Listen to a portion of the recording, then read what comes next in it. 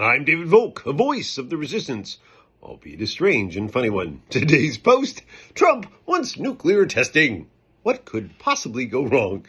I swear, sometimes the news comes so fast and furious that it's hard to keep up. The jokes may write themselves, but the crazy moves at such high speed that the punchline that may have had you rolling in the aisles this morning just provokes a blank stare at noon.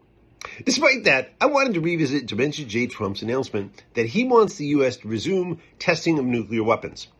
And not just because Mango Mussolini is so confused that he announced the move after he heard that Putin was testing nuclear propulsion systems, which isn't the same thing. But then again, Trump is so confused he opposes giving foreigners asylum because he thinks they're coming from asylums, and he doesn't want to give certain migrants visas because he thinks they're getting free credit cards. I'm also looking at this because Trump's administration is so notoriously bad at handling small stuff like, SNAP benefits and deporting so-called criminals. Hello, Kilmar Obrega Garcia, and bringing homegrown lawbreakers to justice, that it's time to think about what might possibly go wrong when Donnie Darko and his minions restart the program. Here are just some of the reasons you should be afraid. Be very afraid. 1. Signal chat reveals top secret location of tests and also lists security measures being taken to prevent sabotage, giving bad guys the roadmap they need to sabotage the tests before they happen.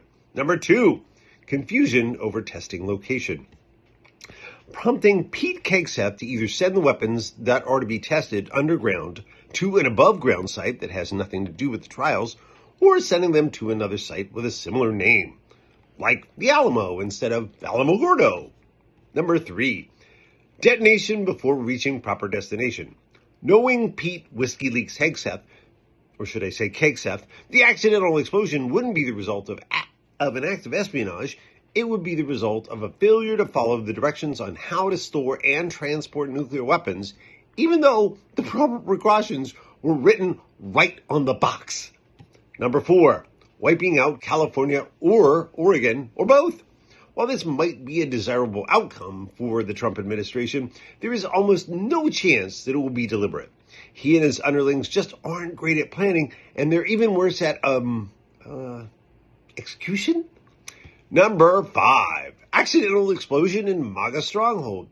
Given his administration's habit of inflicting more damage on citizens of red areas when he wants to exact revenge on residents of blue strongholds, it is highly likely that the mistake would occur in Orange County or some other city known for its high concentration of Trump supporters. Number 6, blowing up the White House.